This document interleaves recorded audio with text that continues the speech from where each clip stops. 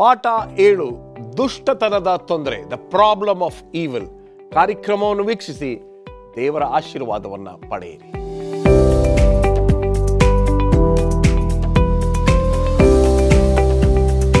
ನಮಸ್ಕಾರ ಪ್ರಿಯ ವೀಕ್ಷಕರೇ, ಯೇಸು ಕ್ರಿಸ್ತನ ಮಧುರ ನಾಮದಲ್ಲಿ ನಿಮ್ಮೆಲ್ಲರಿಗೂ ಸುಸ್ವಾಗತ.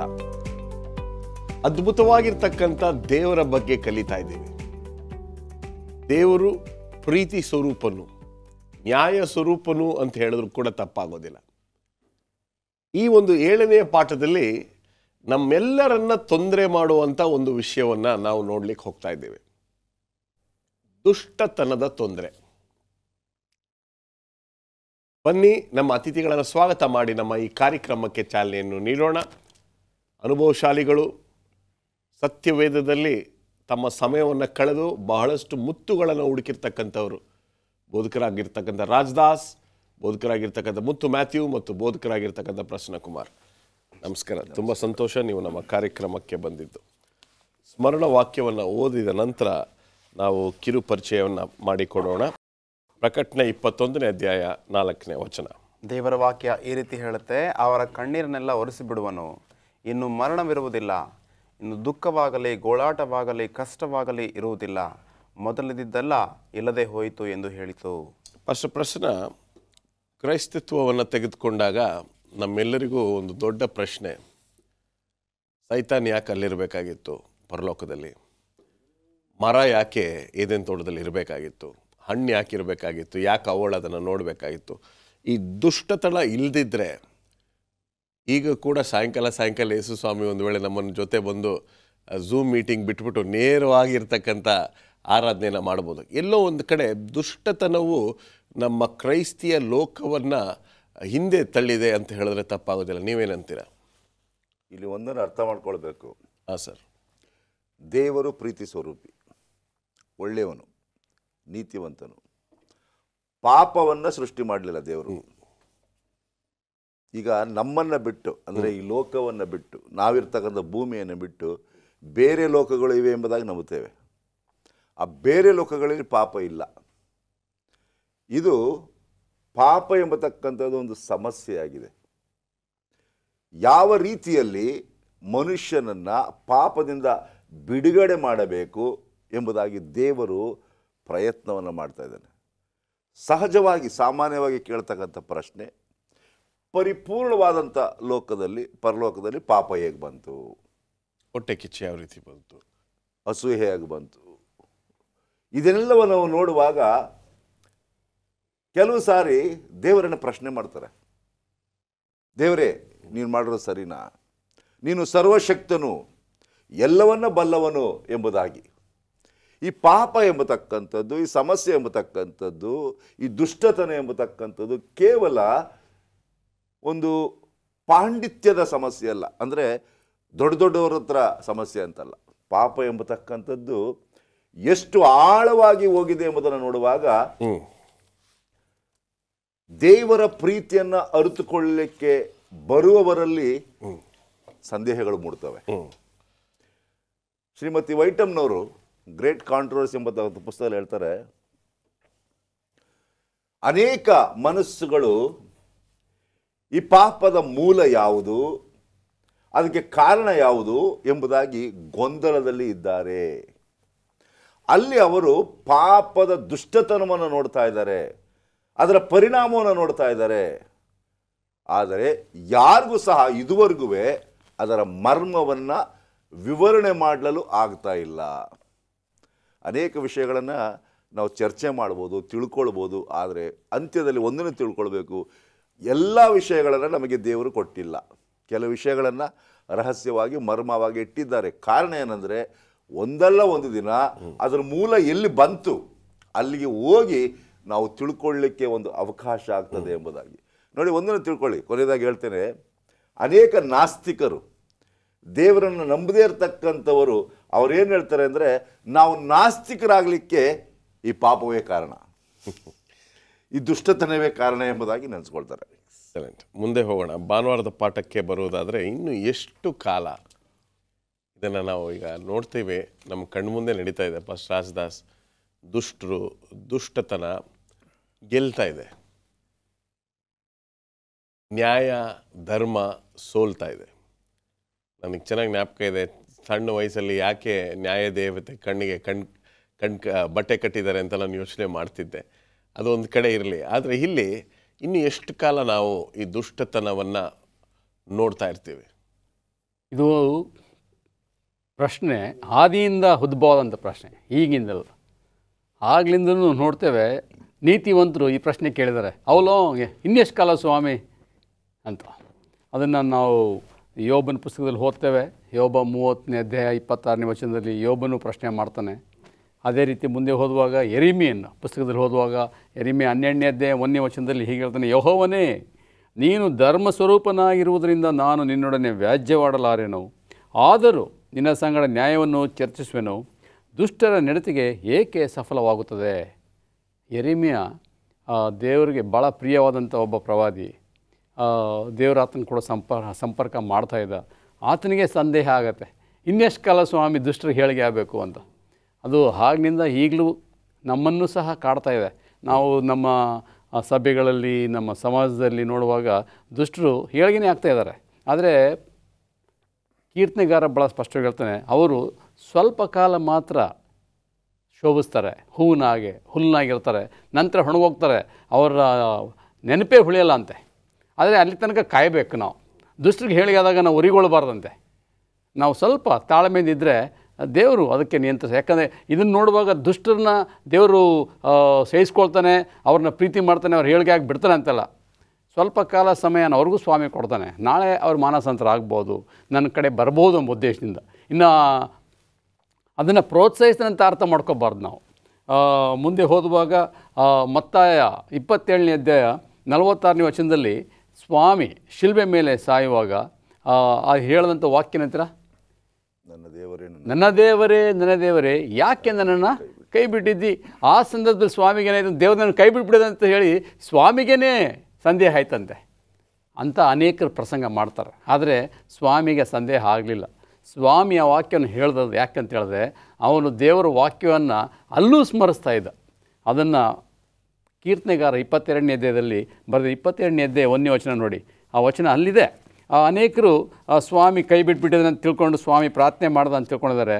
ಆದರೆ ಕಷ್ಟ ಕಾಲದಲ್ಲಿ ನಾವು ಯಾವಾಗಲೂ ಸ್ವಾಮಿಯನ್ನು ಹಿಂಬಾಲಿಸ್ಬೇಕು. ಸ್ವಾಮಿ ಏನು ಮಾಡ್ದ? ದೇವರ ವಾಕ್ಯವನ್ನು ಯಾಕೆ ದೇವರ ವಾಕ್ಯದಲ್ಲಿದೆ, ಬಲ ಇದೆ ನಮಗೆ. ನನ್ನ ದೇವರೇ ಯಾಕೆ ನನ್ನನ್ನು ಕೈ ಬಿಟ್ಟಿದ್ದಿ? ಈ ವಚನವನ್ನು ಸ್ವಾಮಿ ಸ್ಮರಿಸ್ದಲ್ಲಿ. ಈ repeated god's word for power. ನಾವು ಕಷ್ಟ ಬಂದಾಗ ದೇವರ ವಾಕ್ಯ ಸ್ಮರಿಸುವಾಗ ನಮಗೇನಾಗತ್ತೆ? ಬಲ ಸಿಗುತ್ತೆ.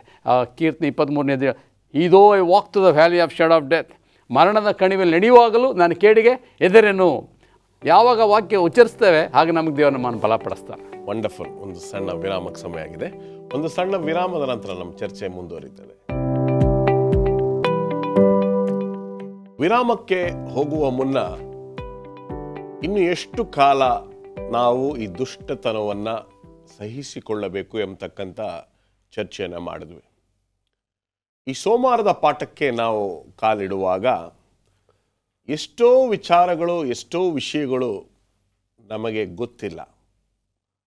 ಒಂದು ವೇಳೆ ಯಾಕೆ ಗೊತ್ತಿಲ್ಲ ಅಂತ ಒಂದು ಪ್ರಶ್ನೆ ಕೇಳುವುದಾದರೆ ನಿಮ್ಮ ಉತ್ತರ ಏನು ಫಸ್ಟ್ ಪ್ರಶ್ನೆ? ಎಷ್ಟೋ ವಿಷಯಗಳು ಗೊತ್ತಿಲ್ಲದೆ ಇರೋದು ಒಳ್ಳೆಯದೇ. ಯಾಕೆಂದರೆ ಮನುಷ್ಯನಿಗೆ ಒಂದು ವೇಳೆ ಎಲ್ಲವೂ ಗೊತ್ತಾದರೆ ಅವನು ತನ್ನನ್ನು ದೇವರಾಗಿ ಮಾಡ್ಕೊಳ್ತಾನೆ. ಇವತ್ತು ಅನೇಕರು ಜನರನ್ನು ಆಕರ್ಷಣೆ ಯಾಕೆ ಮಾಡ್ತಾ ಇದ್ದಾರೆ ಅಂದರೆ, ನನಗೆಲ್ಲ ಗೊತ್ತು, ನಿಮಗೆ ಪ್ರಶ್ನೆಗಳು ಉತ್ತರ ಕೊಡ್ತೇನೆ, ನಿಮ್ಮ ಸಮಸ್ಯೆಗಳಿಗೆ ಪರಿಹಾರ ಕೊಡ್ತೇನೆ, ಬನ್ನಿ ನನ್ನ ಹತ್ರ ಎಂಬುದಾಗಿ ಅವರು ದೇವರುಗಳಾಗ್ತಾ ಇದ್ದಾರೆ. ಹಾಗಾಗಬಾರ್ದು ಅಂತ ದೇವರು ಮನುಷ್ಯರನ್ನಾಗಿ ಮಾಡಿದ್ದಾನೆ. ನಾನೊಂದು ಚರಿತ್ರೆ ಓದ್ತಾ ಇದ್ದೆ. ಮಾರ್ಟಿನ್ ಲೂಥರ್ ಈ ಒಂದು ಸುಧಾರಣೆಯನ್ನು ತಂದಂಥ ವ್ಯಕ್ತಿ ಎಷ್ಟು ಪ್ರಸಿದ್ಧಿಯಾದನು, ಎಷ್ಟು ಅವನ ಹೆಸರು ಘನಮಾನ ಕೀರ್ತಿಗೆ ಬಂದಿತ್ತು ಎಂಬುದಾಗಿ ಹೇಳುವಾಗ, ಜನರು ಆತನನ್ನು ದೇವರು ನಮ್ಮನ್ನು ಬಿಡುಗಡೆ ಮಾಡ್ದ, ಇವರಿಂದ ಬಿಡುಗಡೆ ಮಾಡಿದ್ದಾನೆ ಎಂಬುದಾಗಿ ತಿಳ್ಕೊಳ್ತಾರೆ ಎಂಬುದಾಗಿ ಆ ಪುಸ್ತಕದಲ್ಲಿ ಏನು ಬರೀತಾರೆ ಅಂದರೆ, ಅವರನ್ನು ಸ್ವಲ್ಪ ದಿವಸ ನಾಪತ್ಯಕ್ಕೆ ಇಟ್ಟರಂತೆ. ಸ್ವಲ್ಪ ಕಷ್ಟ, ಸ್ವಲ್ಪ ಸಂಕಟ, ಸ್ವಲ್ಪ ನೋವು. ಕಾರಣ ಇತ್ತು. ಯಾಕೆಂದರೆ ಅವನನ್ನು ಜನರು ದೇವರು ಎಂಬುದಾಗಿ ಅಂದುಕೊಳ್ಬಾರ್ದು. ಸೊ ಎಷ್ಟೋ ವಿಷಯಗಳು ನಮ್ಗೆ ಗೊತ್ತಾಗಬಾರ್ದು ಎಂಬುದಾಗಿ ದೇವರು ನಮಗೆ ಅಂತ್ಯದಲ್ಲಿ ಒಳ್ಳೆತನ ಮಾತ್ರ ಗೆಲ್ತದೆ, ಪ್ರೀತಿ ಮಾತ್ರ ಗೆಲ್ತದೆ. ದುಷ್ಟತನ ಅನ್ನೋದು ನಮ್ಮ ಕಣ್ಣಿಗೆ ಸ್ವಲ್ಪ ಸಮಯ ಬಹಳ ಹೆಚ್ಚಾಗಿ ಕಾಣ್ತಾ ಇದೆ. ದುಷ್ಟರು ಬೆಳೀತಾರೆ, ಕೆಟ್ಟವರು ಬೆಳೀತಾರೆ, ಅವ್ರು ಹಣ ಮಾಡ್ಕೊಳ್ತಾರೆ, ಅವ್ರ ಮನೆಗಳು ಕಟ್ತಾರೆ, ನಾವು ಗುಡಿಸಿನಲ್ಲಿದ್ದೀವಿ. ಇದು ನಮ್ಮ ಊಹೆಗಳು. ನೋಡಿ, ಯೋಬನಿಗೆ ಬಂದಂಥ ಕಷ್ಟವನ್ನು ಆತನ ಸ್ನೇಹಿತರು ಏನು ಮಾಡಿದ್ರು ಅಂದರೆ, ಅನೇಕ ಸಾರಿ ಅವನನ್ನು ನೀನು ಮಾಡಿರಬೇಕು ತಪ್ಪು, ನಿನ್ನಿಂದ ಹೇಗಾಗಿದೆ ಎಂಬುದಾಗಿ. ಇಲ್ಲಿ ದೇವರು ಯೋಬನಿಗೆ ಒಂದು ಉತ್ತರ ಕೊಡ್ತಾರೆ. ಯೋಬ 38ನೇ ಅಧ್ಯಾಯ. ಯೋಬನಿಗೆ ದೇವರ ಉತ್ತರ ಏನಪ್ಪ ಅಂದರೆ, ಯೆಹೋವನು ಬಿರುಗಾಳಿಯೊಳಗಿಂದ ಯೋಬನಿಗೆ ಪ್ರತ್ಯುತ್ತರವಾಗಿ ಹೀಗೆಂದನು, ಅಜ್ಞಾನದ ಮಾತುಗಳಿಂದ ಸತ್ಯಾಲೋಚನೆಯನ್ನು ಮಂಕು ಮಾಡುವ ಇವನು ಯಾರು? ಯಾರು ಈ ವಾಕ್ಯವನ್ನ ಹೇಳ್ತಕ್ಕಂಥ? ದೇವರು ಹೇಳ್ತಾ ಇದ್ದಾರೆ. ದೇವರಿಗೆ ಎಲ್ಲವೂ ಗೊತ್ತು, ಆದರೆ ಯೋಬನು ಗೊತ್ತಿಲ್ಲ. ಏನು ಗೊತ್ತಿರಲ್ಲ ಯೋಬನಿಗೆ ಅಂದರೆ, ಪರಲೋಕಕ್ಕೆ ಸೈತಾನ ಓದೋದು ಯೋಬನು ಗೊತ್ತಿಲ್ಲ, ದೇವರ ಜೊತೆಯಲ್ಲಿ ಸಂಭಾಷಣೆ ಮಾಡಿದ್ದು ಗೊತ್ತಿಲ್ಲ. ಅದು ಸೈತಾನಗೂ ದೇವರಿಗಿರ್ತಕ್ಕಂಥ ಸಂಭಾಷಣೆ. ಆದರೆ ಇಲ್ಲಿ ಯೋಬನಿಗೆ ಬಂದಾಗ ಬಹಳ ವಿಶೇಷವಾಗಿ ದೇವರು ಆತನಿಗೆ ಹೇಳ್ತಕ್ಕಂಥದ್ದು ಏನಂದ್ರೆ, 2ನೇ ವಚನವನ್ನ ಗಮನಿಸುವಾಗ, ಅಜ್ಞಾನದ ಮಾತುಗಳಿಂದ ಸತ್ಯಾಲೋಚನೆಯನ್ನು ಮಂಕು ಮಾಡುವ ಇವನು ಯಾರು? 4ನೇ ವಚನದಲ್ಲಿ ಹೇಳ್ತದೆ, ನಾನು ಲೋಕಕ್ಕೆ ಅಸ್ತಿವಾರ ಹಾಕಿದಾಗ ನೀನು ಎಲ್ಲಿದ್ದಿ? ಇಷ್ಟೆಲ್ಲ ಮಾತಾಡ್ತಾ ಇದ್ದಾರೆ, ಇಷ್ಟೆಲ್ಲ ಯೋಚನೆ ಮಾಡ್ತಾ ಇದ್ದೀರಾ, ಆದರೆ ನಾನು ಅಸ್ತಿವಾರ ಹಾಕುವಾಗ ಎಲ್ಲಿದ್ರಿ ನೀವು? ಇದನ್ನು ಅರ್ಥ ಮಾಡಿಕೊಳ್ಳಿ ಸಾಧ್ಯವಾಗ್ತದಾ? ಖಂಡಿತವಾಗಿಲ್ಲ. ಸೊ ದೇವರನ್ನು ಯಾರು ಯಾವತ್ತೂ ಪರಿಪೂರ್ಣವಾಗಿ ತಿಳ್ಕೊಳ್ಳಿಕ್ಕೆ ಸಾಧ್ಯ ಇಲ್ಲ. ಹಾಗಿರುವಲ್ಲಿ ದೇವರು ನಮಗೆ ಎಷ್ಟು ಗೊತ್ತು ಅದನ್ನೇ ತಾನೇ ಧರ್ಮೋಪದೇಶ ಕಾಂಡ 29ನೇ 29ನೇ ವಚನ ಹೇಳ್ತಕ್ಕಂಥದ್ದು. ರಹಸ್ಯವಾದಗಳು ದೇವರಿಗೆ ಸೇರಿದ್ದು, ಆದರೆ ನಮಗೆ ಎಷ್ಟು ಬೇಕು, ನಮ್ಮ ರಕ್ಷಣೆಗೆ ಎಷ್ಟು ಬೇಕು, ನಮ್ಮ ತಿಳುವಳಿಕೆಗೆ ಎಷ್ಟು ಬೇಕು ಅಷ್ಟನ್ನು ಸ್ವಾಮಿ ಕೊಟ್ಟಿದ್ದಾನೆ. ಅಷ್ಟರಲ್ಲಿ ನಾವು ತೃಪ್ತಿ ಪಟ್ಕೊಳ್ಳಿಕ್ಕೆ ಪ್ರಯತ್ನ ಪಡಬೇಕು. ಮೋಶೆ, ನಾನು ನಿನ್ನ ನೋಡಬೇಕಪ್ಪ ಅಂತ ಕೇಳ್ಕೊಂಡಾಗ, ಇಲ್ಲ ಕಣಪ್ಪ ಬೇಡ ಅಂತ ಹೇಳಿರ್ತಕ್ಕಂಥ, ನಿನಗೆ ಎಷ್ಟು ತೋರಿಸ್ಬೇಕೋ ಅಷ್ಟು ತೋರಿಸ್ತೀನಿ ನಾನು ಅಂಥೇಳಿ ನನ್ನ ನೆರಳನ್ನು ನೋಡು ಅಂತ ಹೇಳುವಂಥ ಸಂದರ್ಭದಲ್ಲಿ ಇಷ್ಟೇ. ನಿಮ್ಮ ಉತ್ತರ ತುಂಬ ಚೆನ್ನಾಗಿತ್ತು. ನಮ್ಮ ರಕ್ಷಣೆಗೆ ಎಷ್ಟು ಮಾಹಿತಿ ಬೇಕೋ ಅಷ್ಟು ಮಾಹಿತಿ ನಮಗಿದೆ. I think that's one of the best answers I have heard in a very long time. ದೇವರು ನಿಮ್ಮನ್ನು ಆಶೀರ್ವದಿಸಲಿ. ಮುಂದೆ ಹೋಗೋಣ. ಈ ಮಂಗಳವಾರದ ಪಾಠಕ್ಕೆ ಬರುವುದಾದರೆ ಪಾಸ್ಟರ್ ಮುತ್ತು ಮ್ಯಾಥ್ಯೂ ಹೇಳಿ. ತುಂಬ ಅದ್ಭುತವಾಗಿರ್ತಕ್ಕಂಥ ಒಂದು ವಿಷಯ, ಸಂದೇಹಾಸ್ಪದವಾಗಿ ದೇವರನ್ನು ನಂಬುವುದು ಎಂಬ ವಿಚಾರವಾಗಿ ನಾವು ಕಲೀಲಿಕ್ಕೆ ಹೋಗ್ತಿದ್ದೇವೆ. ಯೆಶಾಯನ ಪುಸ್ತಕ 55ನೇ ಅಧ್ಯಾಯ 8-9 ವಚನಗಳಲ್ಲಿ ದೇವರು ಈ ರೀತಿ ಹೇಳ್ತಾರೆ, ಯೆಹೋವನು ಹೀಗೆನ್ನುತ್ತಾನೆ, ನನ್ನ ಆಲೋಚನೆಗಳು ನಿಮ್ಮ ಆಲೋಚನೆಗಳಲ್ಲ, ನಿಮ್ಮ ಮಾರ್ಗಗಳು ನನ್ನ ಮಾರ್ಗಗಳಲ್ಲ.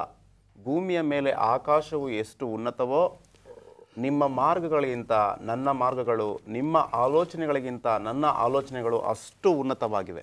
ದೇವರು ನಮ್ಮ ಕುರಿತಾಗಿ ಇಟ್ಟಿರುವಂತಹ ಆಲೋಚನೆಗಳು, ಆತನಿಗಿರುವಂತಹ ಯೋಜನೆಗಳು ನಾವೆಲ್ಲರೂ ಕೂಡ ಯಾವುದೇ ಕಾರಣಕ್ಕೂ ಕೂಡ ಅದನ್ನು ಊಹಿಸ್ಕೊಳ್ಳಿಕ್ಕೂ ಸಾಧ್ಯವಿಲ್ಲ. ಅಂತಹ ಒಂದು ಅದ್ಭುತವಾದಂತಹ ಊಹೆಗಳನ್ನು, ಆಲೋಚನೆಗಳನ್ನು ನಮ್ಮ ಕುರಿತಾಗಿ ಆತನಿಟ್ಟಿದ್ದಾನೆ. ನಮ್ಮೆಲ್ಲರ ಆಲೋಚನೆ ಒಂದು ಲೋಟದಲ್ಲಿರುವಂತಹ ನೀರಿನ ಹಾಗೆ, ಆದರೆ ದೇವರ ಒಂದು ಆಲೋಚನೆ, ದೇವರ ಒಂದು ಆಲೋಚನೆಗಳು ಸಮುದ್ರಕ್ಕೆ ಸಂಬಂಧಪಟ್ಟವುಗಳಾಗ್ತವೆ. ಸೊ ನಾವು ಆತನ ಒಂದು ಆಲೋಚನೆಗಳನ್ನು, ಯೋಜನೆಗಳನ್ನು ಯಾವುದೇ ಕಾರಣಕ್ಕೂ ಕೂಡ ನಾವು ಊಹಿಸ್ಲಿಕ್ಕೂ ಕೂಡ ಸಾಧ್ಯವಾಗೋದಿಲ್ಲ.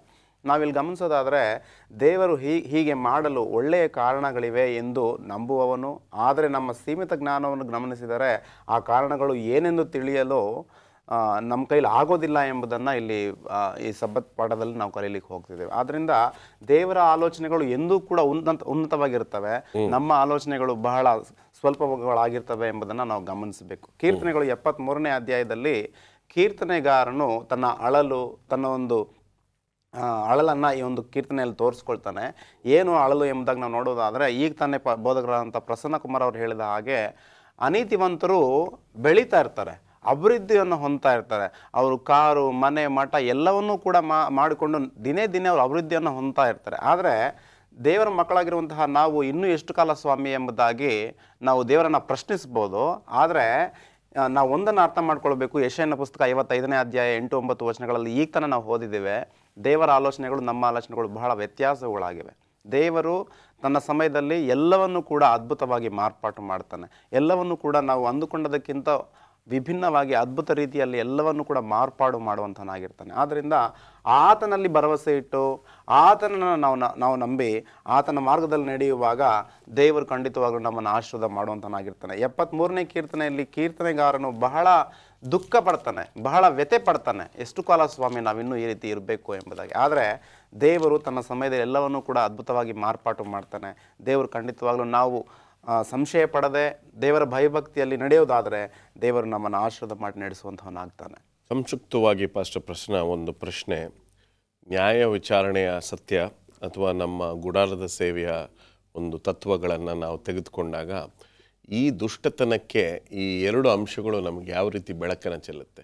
ಖಂಡಿತವಾಗಿ ಯಾವ ಮನುಷ್ಯನಿಗೆ ಪರ್ಣಶಾಲೆ, ನ್ಯಾಯ ವಿಚಾರಣೆ, 2300 ಪ್ರವಾದನೆ ಇವುಗಳು ತಿಳುವಳಿಕೆ ಆಗ್ತದೆ, ಅವನು ಭಯಪಡೋದಿಲ್ಲ.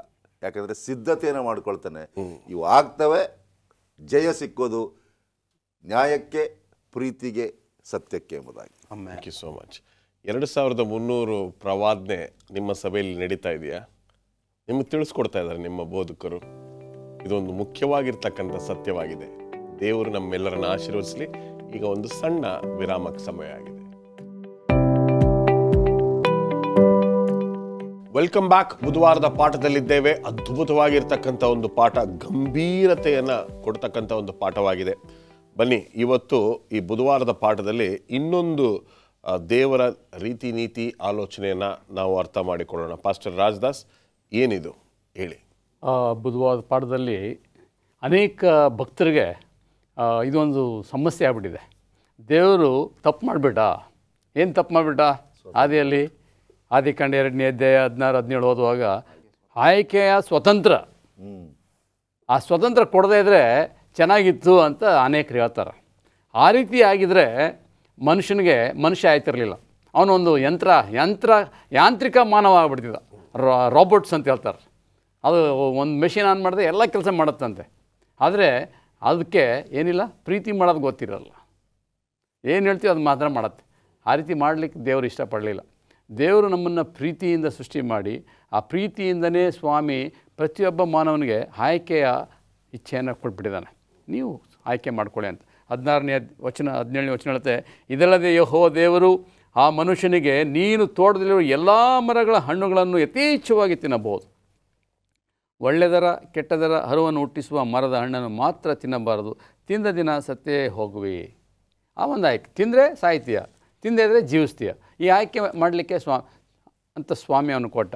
ಆದರೆ ಹಣ್ಣು ತಿನ್ನಲಿಕ್ಕೆ ಯಾರು ತೀರ್ಮಾನ ಮಾಡಿದ್ರು? ದೇವರು ಹೇಳಲಿಲ್ಲ. ದೇವರು ಅವನಿಗೆ ಸ್ವತಂತ್ರ ಕೊಟ್ಟಿದ್ದ. ತಿಂದೇ ಇರ್ಬೋದಾಗಿತ್ತು. ತಿಂದಕ್ಕೆ ಕಾರಣ ದೇವರಲ್ಲ. ತಪ್ಪಿಗೆ ನಾವು ಕಾರಣ ದೇವ್ರನ್ನ ಮಾಡಬಾರ್ದು. ಅನೇಕರು ಈ ಲೋಕದಲ್ಲಿ ಆಗ್ತಕ್ಕಂಥ ದುಷ್ಟತ್ವಕ್ಕೆ ದೇವರೇ ಕಾರಣ ಅಂತ ಹೇಳ್ತಾರೆ. ದೇವರು ಯಾವುದೇ ಕಾರಣಕ್ಕೂ ಕೆಟ್ಟದಕ್ಕೆ ಕಾರಣನಲ್ಲ ಅಂತ ದೇವ್ರ ವಾಕ್ಯ ಭಾಳ ಸ್ಪಷ್ಟವಾಗಿ ಹೇಳುತ್ತೆ. ನಾವು ದೇವ್ರ ಮಕ್ಕಳಾಗಿ ಆಯ್ಕೆ ಮಾಡ್ಕೊಳ್ಳೋ ಹಕ್ಕನ್ನು ನಮಗೆ ಕೊಟ್ಟಿದ್ದಾನೆ. ಅದೇ ರೀತಿ ಯೆಹೋಶುವನು ಹೇಳ್ತಾನೆ. ಯೆಹೋಶುವ 24ನೇ ಅಧ್ಯಾಯ 14-15 ಭಾಳ ಸ್ಪಷ್ಟವಾಗಿ ಯೆಹೋಶುವ ಹೇಳ್ತಾನೆ, ಹೀಗಿರೋದ್ರಿಂದ ನೀವು ಯೆಹೋವನಲ್ಲಿ ಭಯಭಕ್ತಿಯುಳ್ಳವರಾಗಿರಿ, ಆತನನ್ನು ಪೂರ್ಣ ಮನಸ್ಸಿಂದಲೂ ಯಥಾರ್ಥ ಚಿತ್ತದಿಂದಲೂ ಸೇವಿಸಿರಿ. ನಿಮ್ಮ ಪೂರ್ವಿಕರು ಯೂಫ್ರೆಟಿಸ್ ನದಿಯ ಆಚೆಯಲ್ಲಿಯೂ ಐಗುಪ್ತದಲ್ಲಿಯೂ ಪೂಜಿಸಿದ ದೇವತೆಗಳನ್ನು ನಿಮ್ಮಲ್ಲಿಂದ ತೆಗೆದು ಹಾಕಿರಿ. ಯೆಹೋವನನ್ನೇ ಸೇವಿಸಿರಿ. ಯೆಹೋವನನ್ನು ಸೇವಿಸುವುದು ನಿಮಗೆ ಸರಿ ಕಾಣದಿದ್ದರೆ ಯಾರನ್ನು ಸೇವಿಸಬೇಕೆಂದಿದ್ದೀರಿ? ಇವತ್ತೇ ಆರಿಸಿಕೊಳ್ಳಿರಿ. ನಿಮ್ಮ ಪೂರ್ವಿಕರು ಯೂಫ್ರೆಟಿಸ್ ನದಿಯ ಆಚೆಯಲ್ಲಿ ಸೇವಿಸುತ್ತಿದ್ದ ದೇವತೆಗಳು ಈ ದೇಶದ ಮೂಲ ನಿವಾಸಿಗಳಾದ ಅಮೋರಿಯರ ದೇವತೆಗಳು. ಹೇಳಿರಿ, ಆದರೆ ನಾನು ನನ್ನ ಮನೆಯವರು ಯೆಹೋವನನ್ನೇ ಸೇವಿಸುವೆವು ಅಂತ. ಸೊ ಯೆಹೋಶುವನು ಆಯ್ಕೆ ಮಾಡ್ದ. ಏನು ಆಯ್ಕೆ ಮಾಡ್ದ? ಯೆಹೋ ದೇವರನ್ನೇ ಸೇವಿಸಲಿಕ್ಕೆ. ಇವತ್ತು ಆಯ್ಕೆ ಎಲ್ರಿಗೂ ಬಿಟ್ಟಿದೆ. ಸಬ್ಬತ್ ದಿನ ದೇವ್ರ ದಿನ ಅಂತ ಅವ್ರು ಆಯ್ಕೆ ಮಾಡಿ ಆರಾಧಿಸಿದ್ರೆ ದೇವರು ಅವ್ರನ್ನ ಆಶೀರ್ವಾದ ಮಾಡ್ತಾನೆ. ಇಲ್ಲ, ನಾವು ಸಾಂಪ್ರದಾಯಿಕವಾಗಿ ಈ ದಿನನೇ ಆಚರಣೆ ಮಾಡ್ತೀನಿ, ಭಾನುವಾರನೇ ಸರಿ ಅಂತ ತಿಳ್ಕೊಂಡು ಮಾಡಿದ್ರೆ ಅದು ಅವ್ರಿಗೆ ಬಿಟ್ಟದು. ಆದರೆ ಅಂತ್ಯದಲ್ಲಿ ತೀರ್ಮಾನ ಮಾಡಲಿಕ್ಕೆ ಹೋಗ್ತಾನೆ ದೇವರು. ಯಾರು ಆತನಿಗೆ ವಿಧೇಯರಾಗಿ ಒಳ್ಳೆಯದನ್ನು ಆಯ್ಕೆ ಮಾಡಿದ್ರು ಅವ್ರಿಗೆ ನೀತಿಯ ಫಲ, ಅವ್ರಿಗೆ ರಕ್ಷಣೆ ಆಗುತ್ತೆ. ಯಾರು ಆತನ ಆಯ್ಕೆಗೆ ವಿರುದ್ಧವಾಗಿ ಹೋಗಿರ್ತಾರೆ ಅವ್ರಿಗೆ ಶಿಕ್ಷೆ ಎಂದು ಖಂಡಿತ ಆಗುತ್ತೆ. ಅಂತ್ಯದಲ್ಲಿ ಆಗುತ್ತೆ. ಈಗ ಆಗದೆ ಇರ್ಬೋದು, ಈಗೆಲ್ಲ ಚೆನ್ನಾಗಿ ಕಾಣುತ್ತೆ, ದುಷ್ಟರೇ ಹೇಳಿಕೆ ಆಗ್ಬೋದು, ಆ ಭಾನುವಾರ ಶನಿವಾರ ಮಾಡೋರಿಗೆ ಏನು ವ್ಯತ್ಯಾಸ ಇಲ್ಲದೆ ಇರ್ಬೋದು, ಸತ್ಯ ದೇವ್ರನ್ನ ಅಸತ್ಯವಾದ ದೇವ್ರನ್ನ ನಂಬಿದವ್ರಿಗೆ ಏನು ವ್ಯತ್ಯಾಸ ಇಲ್ಲದಿರ್ಬೋದು, ವಿಗ್ರಹಾರಾಧನೆ ಮಾಡಿದವರೇ ಹೇಳಿಕೆ ಆಗ್ತಾ ಇರ್ಬೋದು. ಆಗಿದ್ದ ಮೇಲೆ ಅದೇ ಸತ್ಯ ಅಂತ ತಿಳ್ಕೊಬಾರ್ದು. ಇದು ತಾತ್ಕಾಲಿಕ ಮಾತ್ರ. ಇದು ಆಯ್ಕೆ ದೇವರು ನಮ್ಗೆ ಕೊಟ್ಟಿದ್ದಾನೆ. ಆ ಸ್ವತಂತ್ರಕ್ಕೆ ದೇವ್ರಿಗೆ ಸ್ತೋತ್ರ ಹೇಳೋಣ. ಆ ಸ್ವತಂತ್ರವನ್ನು ನಾವು ಒಳ್ಳೆಯದಕ್ಕೆ ಉಪಯೋಗಿಸ್ಬೇಕು ಹೊರತು ಕೆಟ್ಟದಕ್ಕಲ್ಲ. ವಂಡರ್ಫುಲ್. ಗುರುವಾರದ ಪಾಠಕ್ಕೆ ನಾವು ಬರುವುದಾದರೆ ಪಾಸ್ಟರ್ ಮುತ್ತು ಮ್ಯಾಥ್ಯೂ, ಪ್ರೀತಿ ಮತ್ತು ದುಷ್ಟತನ ಹೇಳಿ. ಪ್ರೀತಿ ಮತ್ತು ದುಷ್ಟತನದ ಕುರಿತಾಗಿ ನಾವು ನೋಡೋದಾದರೆ, ದೇವರು ಆದಮ್ ಅವರನ್ನು ಉಂಟು ಮಾಡಿದ ನಂತರ ಅವರಿಗೆ ಆಯ್ಕೆಯ ಸ್ವಾತಂತ್ರ್ಯ ಕೊಟ್ಟರು. ಆ ಒಂದು ಆಯ್ಕೆಯ ಸ್ವಾತಂತ್ರ್ಯ ಕೊಟ್ಟ ಪ್ರಯುಕ್ತ ಅವರು ಆ ಆಯ್ಕೆಯ ಸ್ವಾತಂತ್ರ್ಯದಲ್ಲಿ ವಿಫಲರಾಗಿ ಪಾಪಕ್ಕೆ ಒಳಗಾದ ಪ್ರಯುಕ್ತ ಈ ಲೋಕಕ್ಕೆ ಏನಾಗುತ್ತೆಪ್ಪ ಅಂತಂದರೆ ಪಾಪ ಪ್ರವೇಶ ಆಗುತ್ತೆ, ದುಷ್ಟತನ ಪ್ರವೇಶವಾಗುತ್ತೆ. ಇದರ ಪ್ರಯುಕ್ತ ನಾವು ನೋಡೋದಾದರೆ ಅನೇಕ ಬಾರಿ ನಾವು ನೆನೆಸ್ತೇವೆ, ಯಾಕೆ ದೇವರು ಆಯ್ಕೆಯ ಸ್ವಾತಂತ್ರ್ಯವನ್ನು ಕೊಟ್ಟರು ಎಂಬುದಾಗಿ. ದೇವರು ಅವರಿಗೆ ಆಯ್ಕೆಯ ಸ್ವಾತಂತ್ರ್ಯ ಕೊಡದೆ ಹೋಗಿದ್ದರೆ ಅವರುಗಳನ್ನು ಯಂತ್ರಗಳ ರೀತಿಯಲ್ಲಿ ದೇವರು ಮಾಡ್ದಂಗೆ ಆಗ್ತಾ ಇತ್ತು. ಅದರ ಪ್ರಯುಕ್ತ ದೇವರು ಅವರಿಗೆ ಆಯ್ಕೆಯ ಸ್ವಾತಂತ್ರ್ಯ ಕೊಟ್ಟರು. ಇದೇ ರೀತಿ ಪರಲೋಕದಲ್ಲೂ ಕೂಡ ದೂತರೆಲ್ಲರಿಗೂ ಕೂಡ ಆಯ್ಕೆಯ ಸ್ವಾತಂತ್ರ್ಯವನ್ನು ಕೊಟ್ಟಿದ್ದರು. ಇದರ ಪ್ರಯುಕ್ತ ಸೈತಾನನ ಏನು ಮಾಡ್ತಾನಪ್ಪ ಅಂತಂದರೆ ಗರ್ವದಿಂದ, ಅಸೂಯೆಯಿಂದ ಏನು ಮಾಡ್ದನಪ್ಪ ಅಂತಂದರೆ ದೇವರ ಕುರಿತಾಗಿ ಕೆಟ್ಟ ಪ್ರಚಾರವನ್ನು ಮಾಡ್ತಾನೆ ಪರಲೋಕದಲ್ಲಿ. ಇದರ ಪ್ರಯುಕ್ತ ಅನೇಕರು ಸೈತಾನನನ್ನು ಹಿಂಬಾಲಿಸ್ತಾರೆ. 3ರಲ್ಲಿ 1 ಭಾಗ ಸೈತಾನನನ್ನು ಹಿಂಬಾಲಿಸೋದನ್ನು ನಾವು ಕಾಣ್ತಿದ್ದೇವೆ. ಇದು ಡಿಸೈರ್ ಆಫ್ ಏಜಸ್ ಎಂಬಂತಹ ಪುಸ್ತಕದಲ್ಲಿ LNG ವೈಟಮ್ನವರು ಪುಟ 22ರಲ್ಲಿ ಸ್ಪಷ್ಟವಾಗಿ ತಿಳಿಸ್ತಾರೆ, ಆತನು ವಿಷ ಬೀಜವನ್ನು ಬಿತ್ತುತ್ತಾನೆ ಎಲ್ಲರಲ್ಲೂ ಕೂಡ. ಆ ವಿಷ ಬೀಜವನ್ನು ಬಿತ್ತದ ಪ್ರಯುಕ್ತ ಅವರೆಲ್ಲರೂ ಕೂಡ ಸೈತಾನನನ್ನು ಹಿಂಬಾಲಿಸಿ ದೇವರಿಗೆ ವಿರೋಧಿಗಳಾಗಿ ಜೀವಿಸೋದನ್ನು ನಾವು ಕಾಣ್ತೇವೆ. ಪರಲೋಕದಲ್ಲಿ ಯುದ್ಧ ನಡೆಯುತ್ತೆ, ಅದರ ಮುಖಾಂತರ ಅವರಿಗೆ ಪರಲೋಕದಲ್ಲಿ ಸ್ಥಾನ ತಪ್ಪಿ ಹೋಗಿ ಆ ಯುದ್ಧದಲ್ಲಿ ಘೋರ ಪರಾಜಯವನ್ನು ಹೊಂದಿ ಅಲ್ಲಿಂದ ದೊಬ್ಬಲ್ಪಡ್ತಾರೆ. ಸೊ ದೇವರು ಎಲ್ಲರಿಗೂ ಕೂಡ ಆಯ್ಕೆಯ ಸ್ವಾತಂತ್ರ್ಯವನ್ನು ಕೊಟ್ಟಿದ್ದ. ಇದರ ಪ್ರಯುಕ್ತ ಏನಾಯ್ತಪ್ಪ ಅಂತಂದರೆ ನಾವು ನೋಡ್ತೇವೆ, ಪಾಪಕ್ಕೆ ಬಿದ್ದು ಸೈತಾನನು ಕೂಡ ಅನೇಕ ದೇವದೂತರನ್ನು ಮರಳುಗೊಳಿಸೋದನ್ನು ಈ ಭಾಗದಲ್ಲಿ ನಾವು ಕಾಣಬಹುದಾಗಿದೆ. ಇದರ ಕುರಿತಾಗಿ ರೋಮಪುರದವರಿಗೆ ಬರೆದಂತಹ ಪತ್ರಿಕೆಯಲ್ಲಿ ಪೌಲನು ಒಂದು ಮಾತನ್ನು ಹೇಳ್ತಾನೆ. 8ನೇ ಅಧ್ಯಾಯ 18ನೇ ವಾಕ್ಯದಲ್ಲಿ, 8ನೇ ಅಧ್ಯಾಯ 18ನೇ ವಾಕ್ಯ, ನಮಗೋಸ್ಕರ ಮುಂದಿನ ಕಾಲದಲ್ಲಿ ಪ್ರತ್ಯಕ್ಷವಾಗುವ ಮಹಿಮಾ ಪದವಿಯನ್ನು ಆಲೋಚಿಸಿ ಈಗಿನ ಕಾಲದ ಕಷ್ಟಗಳು ಅಲ್ಪವೇ ಸರಿ ಎಂದು ಎಣಿಸುತ್ತೇವೆ. ಈಗಿನ ಕಾಲದಲ್ಲಿ ನಮಗಿರುವಂತಹ ಕಷ್ಟ, ತೊಂದರೆ, ಈ ಪಾಪದ ಸಮಸ್ಯೆ ಏನೆಲ್ಲ ಇದೆಯಲ್ಲ, ಇದೆಲ್ಲವೂ ಕೂಡ ಅಲ್ಪಕಾಲ ಎಂಬುದಾಗಿ ಸತ್ಯವೇದ ಹೇಳುತ್ತೆ. ಅಷ್ಟೇ ಅಲ್ಲ, ಪ್ರಕಟಣೆ ಪುಸ್ತಕ 21ನೇ ಅಧ್ಯಾಯ 3-4 ವಾಕ್ಯಗಳಲ್ಲಿ ಪಾಪದ ಅಂತ್ಯ ಮತ್ತು ದೇವರ ಭಯಭಕ್ತಿಯುಳ್ಳ ಮಕ್ಕಳು ಯಾವ ರೀತಿ ಇರ್ತಾರೆ ನಿತ್ಯ ನಿರಂತರಕ್ಕೂ ಎಂಬ ಕುರಿತಾಗಿ ಪ್ರಕಟಣೆ ಪುಸ್ತಕದಲ್ಲಿ ಬರೆಯಲ್ಪಟ್ಟಿದೆ. 21ನೇ ಅಧ್ಯಾಯ 3-4 ವಚನಗಳಲ್ಲಿ, ಇದಲ್ಲದೆ ಸಿಂಹಾಸನದೊಳಗಿಂದ ಬಂದ ಮಹಾಶಬ್ದವು ನನಗೆ ಕೇಳಿಸಿತು. ಅದು, ಇಗೋ, ದೇವರ ನಿವಾಸವು ಮನುಷ್ಯರಲ್ಲಿ ಅದೇ, ಆತನು ಅವರೊಡನೆ ವಾಸ ಮಾಡುವನು, ಅವರು ಆತನಿಗೆ ಪ್ರಜೆಗಳಾಗಿರುವರು, ದೇವರು ತಾನೇ ಅವರ ಸಂಗಡ ಇರುವನು, ಅವರ ಕಣ್ಣೀರನ್ನೆಲ್ಲ ಒರೆಸಿಬಿಡುವನು. ಇನ್ನು ಮರಣವಿರುವುದಿಲ್ಲ, ಇನ್ನು ದುಃಖವಾಗಲಿ, ಗೋಳಾಟವಾಗಲಿ, ಕಷ್ಟವಾಗಲಿ ಇರುವುದಿಲ್ಲ, ಮೊದಲಿದ್ದಲ್ಲ ಇಲ್ಲದೆ ಹೋಯಿತು ಎಂದು ಹೇಳಿತು. ದೇವರು ಒಂದು ಅದ್ಭುತವಾದಂತಹ ವಾಗ್ದಾನವನ್ನು ಮಾಡ್ತಿದ್ದಾರೆ. ಪಾಪದ ಒಂದು ಅಂತ್ಯ, ದೇವರ ಮಕ್ಕಳ ಒಂದು ಆಶೀರ್ವಾದ ಯಾವ ರೀತಿ ಇರುತ್ತೆ ಎಂಬುದನ್ನು ಇಲ್ಲಿ ಅದ್ಭುತವಾಗಿ ಪ್ರಕಟಣೆ ಪುಸ್ತಕದಲ್ಲಿ ಬರೆಯಲ್ಪಟ್ಟಿದೆ. ಇನ್ನು ನಿತ್ಯ ನಿರಂತರಕ್ಕೂ ಕೂಡ ಕಣ್ಣೀರಾಗಲಿ, ಗೋಳಾಟವಾಗಲಿ, ವ್ಯಾಧಿಗಳಾಗಲಿ ಯಾವೂ ಕೂಡ ಇಲ್ಲ. ನಿರಂತರಕ್ಕೂ ಕೂಡ ನಾವು ಕ್ರಿಸ್ತನ ಒಂದು ಪರಲೋಕ ರಾಜ್ಯದಲ್ಲಿ ಜೀವಿಸುವಂತಾಗ್ತೇವೆ. ಆ ದಿನವು ಅತಿ ಶೀಘ್ರ ಬರಲಿ ಅಂತಕ್ಕಂಥ ನಮ್ಮ ಪ್ರಾರ್ಥನೆ. ದೇವರು ನಿಮ್ಮೂರನ್ನು ಆಶೀರ್ವದಿಸಲಿ. ನಮಸ್ಕಾರ.